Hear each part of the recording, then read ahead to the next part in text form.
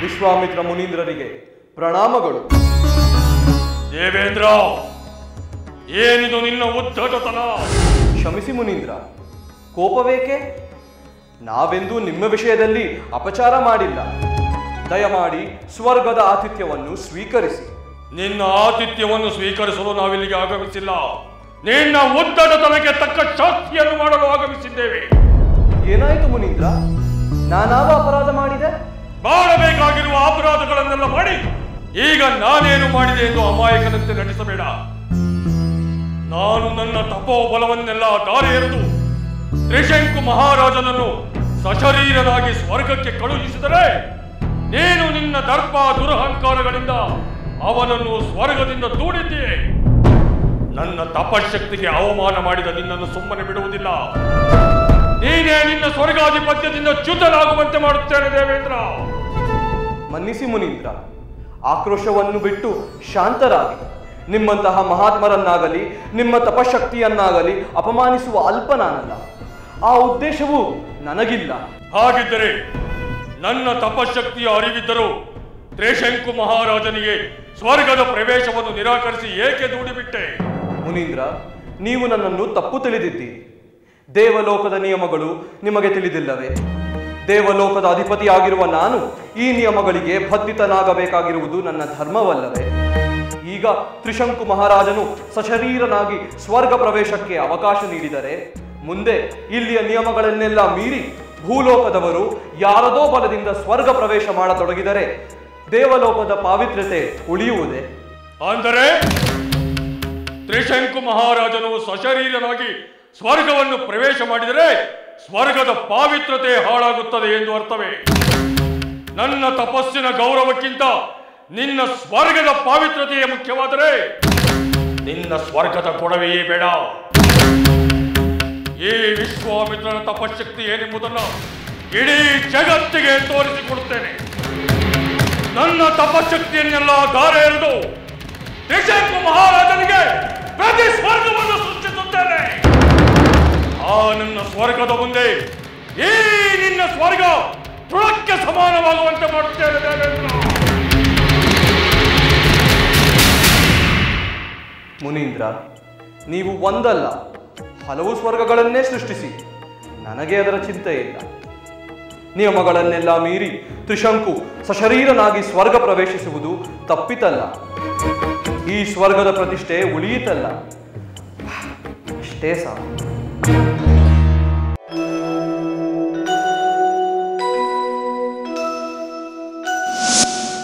ಮುನೀಂದ್ರ, ನಾನು ಈಗ ಸ್ವರ್ಗಲೋಕವನ್ನು ಪ್ರವೇಶಿಸಬಹುದಲ್ಲವೇ? ನಿಮ್ಮ ಶಕ್ತಿಗೆ ಹೆದರಿ ಆ ದೇವೇಂದ್ರ ನಾನು ಸ್ವರ್ಗಲೋಕಕ್ಕೆ ಪ್ರವೇಶಿಸಲು ಅನುಮತಿ ಕೊಟ್ಟನೆ? ಇಲ್ಲ ಮಹಾರಾಜ, ದೇವಲೋಕದ ನಿಯಮಗಳು ಅದಕ್ಕೆ ಅವಕಾಶ ನೀಡುವುದಿಲ್ಲವಂತೆ. ನೀನು ಸಶರೀರನಾಗಿ ಸ್ವರ್ಗಲೋಕವನ್ನು ಪ್ರವೇಶಿಸಿದರೆ ಅದು ಸ್ವರ್ಗಲೋಕದ ಪಾವಿತ್ರತೆಯನ್ನು ಹಾಳು ಮಾಡುವಂತೆ. ಅದಕ್ಕಾಗಿ ಆ ಸ್ವರ್ಗಲೋಕದ ಸಹವಾಸವೇ ಬೇಡವೆಂದು ತೀರ್ಮಾನಿಸಿದ್ದೇನೆ. ಮುನೀಂದ್ರ, ಹಾಗಾದರೆ ನನ್ನ ಬಯಕೆ ಸಫಲವಾಗುವುದಿಲ್ಲವೇ? ನಿಮ್ಮ ತಪಸ್ಸಿನ ಶಕ್ತಿ ನಿರರ್ಥಕವೇ? ಈ ವಿಶ್ವಾಮಿತ್ರನ ತಪಶಕ್ತಿ ನಿರರ್ಥಕವಾದ ಕ್ಷಣ ಇಡೀ ಬ್ರಹ್ಮಾಂಡವೇ ಸಿಡಿದು ಚೂರಾಗುವುದಿಲ್ಲ. ಚಿಂತಿಸಬೇಡ. ನೀನು ನಿನ್ನ ಅಭಿಲಾಷೆಯಂತೆಯೇ ಈ ನಿನ್ನ ಮರ್ತ್ಯ ಶರೀರದೊಂದಿಗೆ ಸ್ವರ್ಗ ಭೋಗಗಳನ್ನು ಅನುಭವಿಸುತ್ತೀ. ಈ ವಿಶ್ವಾಮಿತ್ರ ಕೊಟ್ಟ ಮಾತನ್ನೆಂದೂ ತಪ್ಪುವುದಿಲ್ಲ. ನಿನಗೆ ಮೇಲಿನ ಸ್ವರ್ಗವೂ ಬೇಡ, ಕೆಳಗಿನ ಈ ಭೂಮಿಯೂ ಬೇಡ. ಇಲ್ಲೇ ಈ ಅಂತರಿಕ್ಷದಲ್ಲೇ ಪ್ರತಿ ಸ್ವರ್ಗವನ್ನು ಸೃಷ್ಟಿಸಿಕೊಡುತ್ತೇನೆ.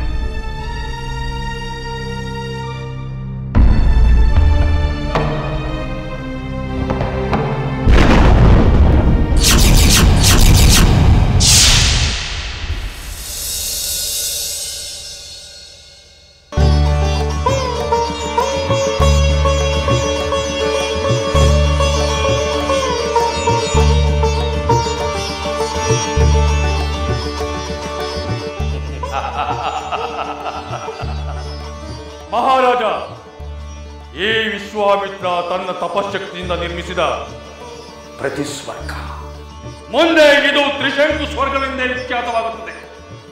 ಈ ಸ್ವರ್ಗಕ್ಕೆ ನೀನೇ ದೊರೆ, ನೀನೇ ಇಂದ್ರ. ಮೇಲಿನ ಸ್ವರ್ಗಲೋಕದಲ್ಲಿ ಇರುವುದೆಲ್ಲವೂ ಎಲ್ಲಿಯೂ ಇದೆ. ಈ ಸ್ವರ್ಗ ಸುಖ ಭೋಗಗಳನ್ನು ನೀನು ಅನುಭವಿಸು, ಆನಂದಿಸು.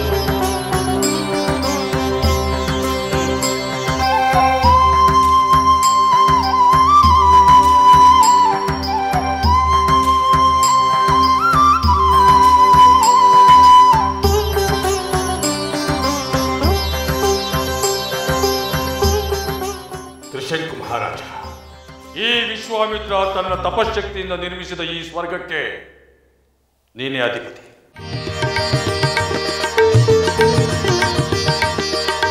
ಸ್ವರ್ಗದ ಸುಖಭೋಗಗಳನ್ನು ಅನುಭವಿಸು, ಆನಂದಿಸು.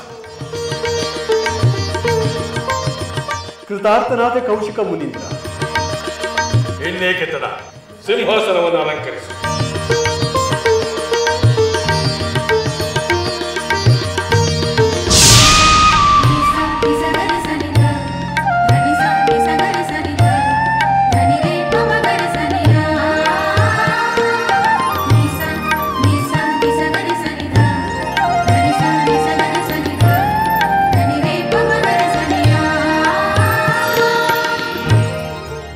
ಬ್ರಹ್ಮರ್ಷಿ ವಿಶ್ವಾಮಿತ್ರರ ಛಲವೆಂದರೆ ಛಲ.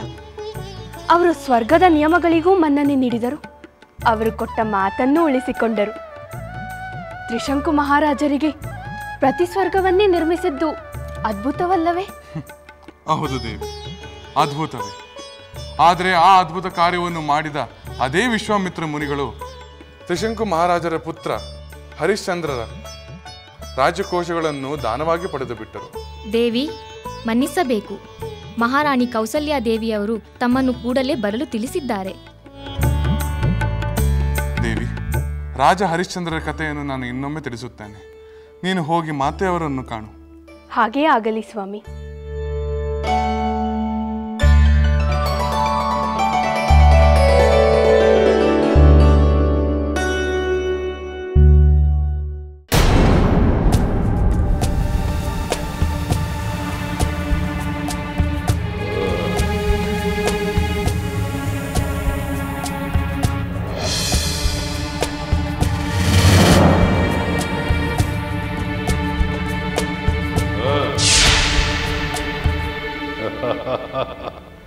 ಅಮೃತ ಕುಡಿದು ಅಮರನೆಂಬ ಅಹಂಕಾರದಿಂದ ಮೆರೆಯುತ್ತಿರುವ ಸುರಾಧಮ, ಏಕೆ ನನ್ನನ್ನು ಕಂಡೊಡನೆ ರೆಕ್ಕೆ ಕತ್ತರಿಸಿದ ಹಕ್ಕಿಯಂತೆ ಹೋರಾಡಲು ಉತ್ಸಾಹವೇ ಇಲ್ಲದೆ ನಿಂತಿರುವೆಯಲ್ಲ? ಎಲೈ ನೀಚ, ದೇವತೆಗಳ ಎದುರು ರಾವಣ ಬರುವುದು ಒಂದೇ, ಸೂರ್ಯ ಚಂದ್ರ ಎದುರು ರಾಹು ಕೇತುಗಳು ಬರುವುದು ಒಂದೇ. ಗ್ರಹಣ ಹಿಡಿದ ಸೂರ್ಯನಂತೆ ಏಕೆ ನಿಂತಿರುವೆ? ನೆನಪಿಸಿಕೋ ನಿನ್ನ ಶಸ್ತ್ರಾಸ್ತ್ರಗಳನ್ನು, ಪ್ರಯೋಗಿಸು ಈ ರಾವಣನ ಮೇಲೆ. ಲಂಕಾಧೀಶ್ವರ ರಾವಣ, ಅಮರಲೋಕದ ಒಡೆಯ ದೇವೇಂದ್ರನೇ ನಿನಗೆ ಶರಣಾದ ಮೇಲೆ, ಸ್ವರ್ಗವನ್ನು ನಿನಗೆ ಒಪ್ಪಿಸಿ ಜೈಕಾರ ಹೇಳಿದ ಮೇಲೆ ನಾನು ನಿನ್ನೊಡನೆ ಯುದ್ಧ ಮಾಡುವುದರಲ್ಲಿ ಅರ್ಥವಿಲ್ಲ. ನಿನ್ನ ಬಲಾಪರಾಕ್ರಮಕ್ಕೆ ನಾನು ಸೋತೆನೆಂದು ಹೇಳಿ ನಿನಗೆ ಜೈಕಾರ ಹಾಕುತ್ತೇನೆ. ಕೂಡುದು ಕೂಡುದು. ಅಮೃತವನ್ನು ಕುಡಿದು ಮರಣವನ್ನು ಗೆದ್ದಿರುವ ನೀನು ನನ್ನೊಡನೆ ಯುದ್ಧ ಮಾಡಲು ಹೆದರುವ ನಿನ್ನಂತ ಹೇಡಿಯನ್ನು ನೋಡಿದರೆ ನನಗೆ ಅಸಹ್ಯವಾಗುತ್ತಿದೆ. ಎಲೈ ಸುರಾಧಮ, ಯೋಚಿಸು. ಯುದ್ಧವೇ ಮಾಡದೆ ಸೋಲೊಪ್ಪಿಕೊಳ್ಳುವ ನಿನ್ನಂಥವನಿಂದ ಇಡೀ ಸುರಲೋಕವೇ ಅಪಮಾನದಿಂದ ತಲೆ ತಗ್ಗಿಸುವಂತಾಗುತ್ತದೆ. ಏನು ಒಲವಿದ್ದಷ್ಟು ಯುದ್ಧ ಮಾಡಿ ನನ್ನಲ್ಲಿ ಸೋಲನ್ನೊಪ್ಪಿಕೊಳ್ಳುವಿಯಾ? ಅಥವಾ ನನ್ನನ್ನು ಕಂಡೊಡನೆ ಹೆದರಿ ಓಡಿದ ಅಂಜು ಬುರುಗ ಎಂಬ ಅಪಹಾಸ್ಯಕ್ಕೆ ಈಡಾಗಿ ಅವಮಾನಿತನಾಗುವೆಯಾ? ಹೇಳು. ಆಯಿತು, ನಿನ್ನ ಈ ಕಟು ಮಾತುಗಳನ್ನು ಕೇಳಿ ದುಃಖಿಸುವುದಕ್ಕಿಂತ ನಿನ್ನೊಡನೆ ಯುದ್ಧ ಮಾಡುವುದೇ ಲೇಸು. ಎದುರಿಸು ನನ್ನ ಅಸ್ತ್ರ ಪ್ರಯೋಗವನ್ನ.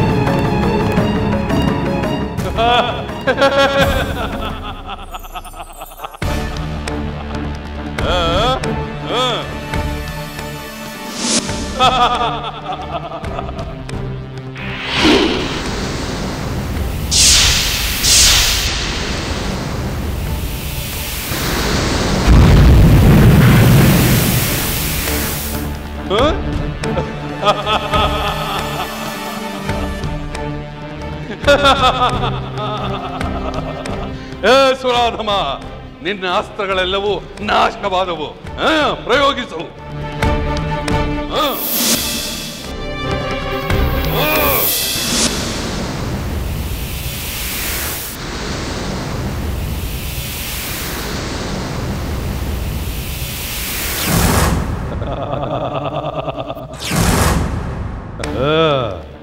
ಹೇಡಿ ಹೇಡಿ ಓಡಿ ಹೋದ ಸುರಾಧಮ.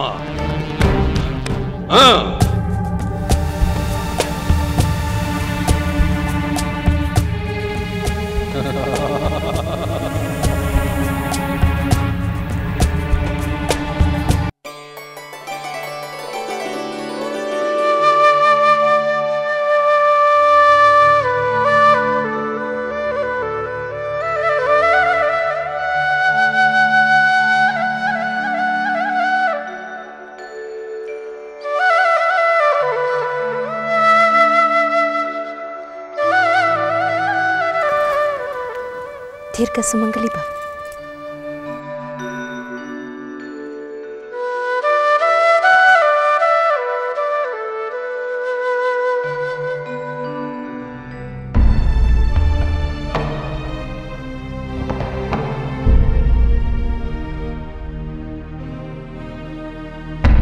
ಮಾತೆ, ನನ್ನನ್ನು ಬರ ಹೇಳಿದ ಕಾರಣವೇನು? ಸೀತೆ, ಈ ಸುಮಂಗಲಿಗೆ ನಿನ್ನ ಕೈಯಿಂದಲೇ ದಾನ ಕೊಡಿಸಬೇಕು ಎನಿಸಿತು. ಅದಕ್ಕಾಗಿ ಕರೆಸಿಕೊಂಡೆ. ಈ ಆಭರಣಗಳನ್ನು ಮಾತೆಗೆ ಅರ್ಪಿಸಿ ಅವರ ಆಶೀರ್ವಾದವನ್ನು ಪಡೆದೆವು.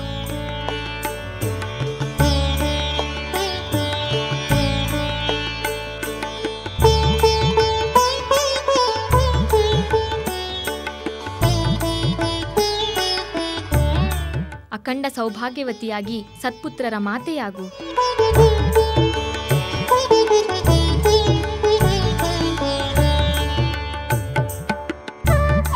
ಮಹಾರಾಣಿಯವರೇ, ನಿಜವಾಗ್ಲೂ ಈ ನಿಮ್ಮ ಸೊಸೆ ನಿಮ್ಮ ಅರಮನೆಯ ಭಾಗ್ಯದೇವತೆ.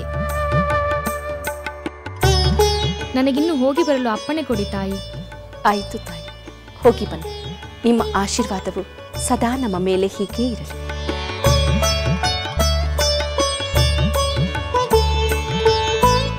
ಮಾತೆ, ಈ ಸುಮಂಗಳಿಗೆ ನನ್ನಿಂದ ದಾನ ಕೊಡಿಸಿದ ಕಾರಣವೇನು? ಸೀತೆ, ಈ ಸೌಭಾಗ್ಯವತಿಯ ಹಾರೈಕೆಯಿಂದ ನಮ್ಮ ಸೌಭಾಗ್ಯವು ಸುರಕ್ಷಿತವಾಗಿರಬೇಕೆಂಬುದೇ ನನ್ನ ಆಸೆ. ಬಹಳ ವರ್ಷಗಳಿಂದ ಈ ರೂಢಿಯನ್ನು ನಾನು ಪಾಲಿಸಿಕೊಂಡು ಬಂದಿದ್ದೇನೆ. ಇನ್ನು ಮುಂದೆ ಇದನ್ನು ನೀನು ಮುಂದುವರಿಸಿಕೊಂಡು ಹೋಗಬೇಕೆಂಬುದೇ ನನ್ನ ಆಸೆ. ಸಜ್ಜನರ ಹರಿಕೆ ನಮ್ಮನ್ನು ಕಾಯುತ್ತಿದೆ ಎಂದು ನನಗೂ ಗೊತ್ತು. ಆದರೆ ಏನು ಸೀತೆ, ಸಂಕೋಚ ಪಡಬೇಡ, ಕೇಳು. ನೀವು ನಿತ್ಯ ಧರಿಸುತ್ತಿದ್ದ ಆಭರಣಗಳನ್ನೆಲ್ಲ ಆ ಸುಮಂಗಳಿಗೆ ಕೊಟ್ಟು ಬಿಟ್ಟರಲ್ಲ, ಏಕೆ ಮಾತೆ? ಅರಮನೆಯಲ್ಲಿ ಬೇರೆ ಆಭರಣಗಳು ಇರಲಿಲ್ಲವೇ? ಅವೇ ಬೇಕು ಎಂದು ಆಕೆ ಏನಾದರೂ ಆಸೆಯಿಂದ ಕೇಳಿದಳೆ? ಇಲ್ಲ ಸೀತೆ, ಈ ಸುಭಿಕ್ಷ ನಾಡಿನಲ್ಲಿ ಆಸೆಯಿಂದ ಬೇಡುವ ದೀನರು ಯಾರೂ ಇಲ್ಲ. ಹಾಗಾದರೆ ನಿಮ್ಮ ಒಡವೆಗಳನ್ನು ಏಕೆ ಕೊಟ್ಟಿರಿ? ನೀವು ನಿರಾಭರಣೆ ಆಗಿರುವುದನ್ನು ಕಂಡು ನನಗೇಕೋ ಧರಿಸಿ ಆನಂದ ಪಡಬೇಕು ಎಂಬ ಮನಸ್ಸೇ ಇಲ್ಲದಿದ್ದ ಮೇಲೆ ಆ ಆಭರಣಗಳು ಏಕೆ ಬೇಕು? ಏಕೆ ಮಾತೆ, ಏನಾಯಿತು? ಇಂಥ ನಿರಾಸಕ್ತಿ ಏಕೆ?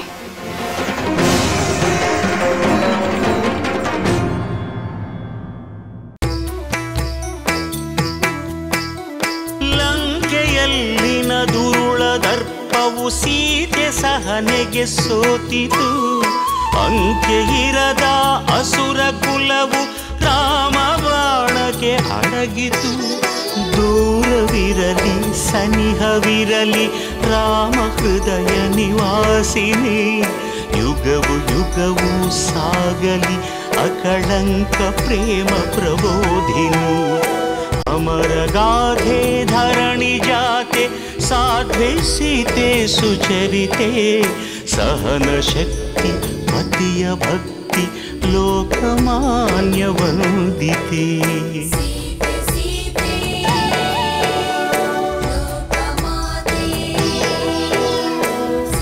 ರಾಮ ಹೃದಯ ನಿವಾಸಿನಿ ಅಕಳಂಕ ಪ್ರೇಮ ಪ್ರಬೋಧಿನಿ. ಸೀತೆ